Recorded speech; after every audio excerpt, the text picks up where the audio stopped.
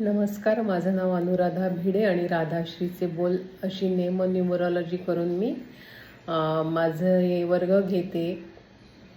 Tarot reading नंतर संख्याशास्त्र वगैरे. सध्या मी वाचन करत आहे एलिफ शफक यांनी लिहिलेल्या द 40 रूल्स ऑफ लव या कादंबरीचं, ज्याचं मराठी भाषांतर केलं आहे डॉक्टर शुचिता नंदापूरकर फडके यांनी. तर कालपर्यंत आपण असं पाहिलं की शेवटी असं होतं की 20 वर्षांच्या संसारानंतर एक दिवस असा येतो की त्या जोडप्याला किंवा तिला घटस्फोट घ्यावा असा वाटतो.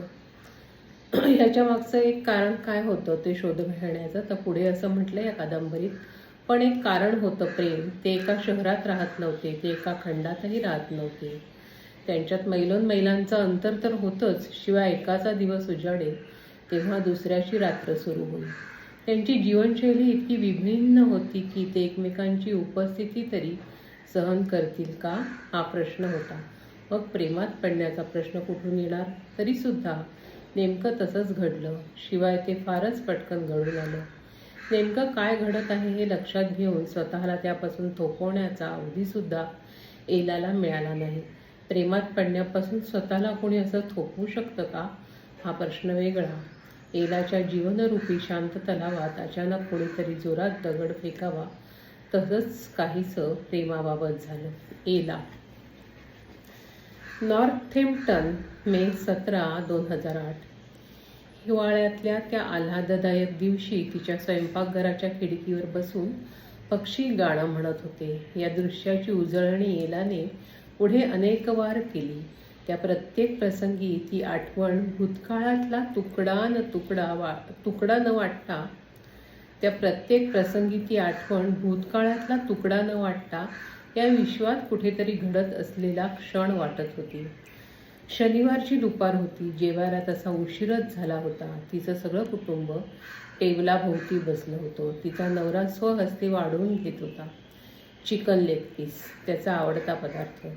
हातातल्या काटासुरीचा उपयोग अवी ड्रमस्टिक्स प्रमाणे करत होता.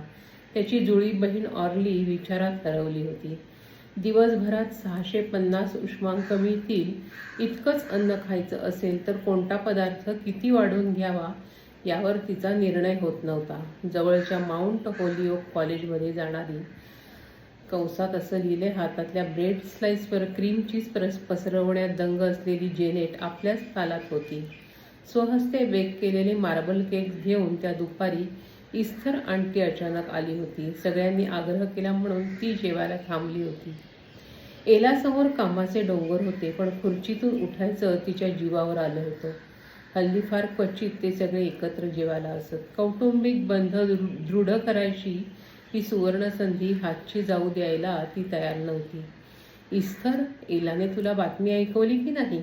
अचानक डेव्हिडने विचारलं. तिला उत्तम नोकरी मिळाली आहे. इंग्लिश साहित्यात एलाने पदवी प्राप्त केली होती. काल्पनिक साहित्यात तिला विशेष रुची होती.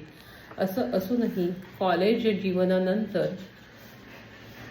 साहित्य प्रांतात तिची मजल स्त्री साहित्याला वाहिलेली मासिकं वाचणं, 2-4 बुक क्लब्सना हजेरी लावणं आणि क्वचित प्रसंगी एखाद्या स्थानिक वृत्तपत्रासाठी समीक्षण लिहिणं या पलीकडे गेली नव्हती. बस. उत्तम पुस्तक समीक्षक होण्याची उत्कट इच्छा तिने कोणे एकेकाळी बाळगली होती. मात्र आयुष्याने तिच्या जगण्याला वेगळीच दिशा दिली. 3 मुलं आणि अमर्याद घरगुती जबाबदाऱ्या पार पाडणारी, सतत कष्ट करणारी गृहिणी झाली होती ती. याबद्दल तिची काही तक्रार नव्हती. आई, बायको, कुत्र्याला फिरवणारी, घरकाम पाहणारी या वेगवेगळ्या भूमिका तिला सतत व्यग्र ठेवत असत.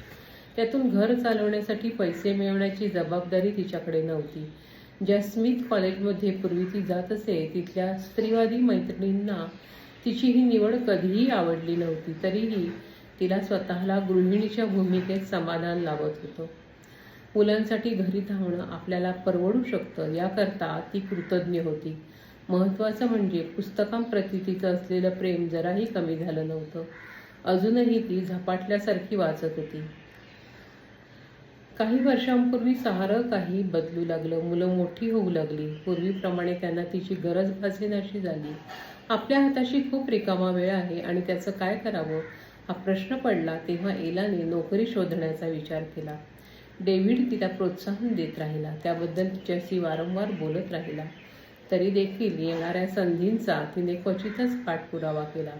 त्यातून नोकरी करण्याच्या दृष्टीने तिची मनोभूमिका तयार झाली तेव्हा तरुण आणि अनुभवी काम करणाऱ्यांची गरज आहे हे तिने जाणलं.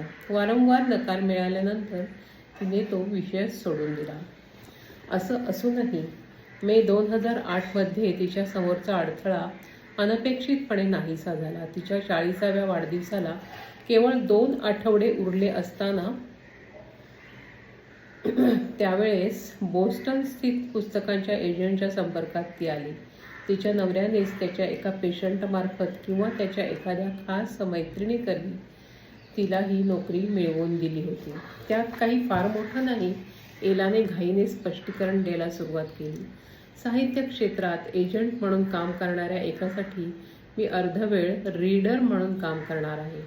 पण आपल्या या नवीन नोकरीबद्दल तिने स्वतःला कमी लेखू नये असा डेव्हिडने निश्चय केला होता. म्हणूनच तो म्हणाला, असं नाही हं, फार नावाजलेली संस्था आहे ती. तिला त्याचं म्हणणं पटलं नसावं. मग त्याने स्वतः पुढाकार घेत म्हटलं, ईस्थर फार प्रतिष्ठित संस्था आहे ती. तिथे काम करणाऱ्या इतरांना पहा तू एकदा. सर्वोत्तम कॉलेजमधून नुकतंच शिक्षण संपवून बाहेर पडलेली मुलं मुली तिथे आहेत. कित्येक वर्ष गृहिणीच्या भूमिकेत काढल्यावर कामाला सुरुवात करणारी एला एकटीच आहे. हे बघ एला, उगाच अतिविनम्रता दाखवू नकोस. इतकी वर्ष आपल्याला व्यावसायिक कारकिर्दीपासून दूर ठेवल्याचा किंवा सातत्याने आपल्याला फसवण्याचा नवऱ्याला कुठेतरी पश्चाताप होत असावा का, असा विचार एलाच्या मनात आला. अन्यथा त्याने इतक्या उत्साहाने बोलण्याची काय गरज होती. डेव्हिड हसून पुढे म्हणाला, याला मी अति आत्मविश्वास किंवा बिनधास्तपणा म्हणतो. आम्हा सर्वांना तिचा अभिमान आहे.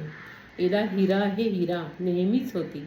ईस्थरने हे वाक्य अशा स्वरात म्हटलं की जणू काही एला तिथे नव्हतीच.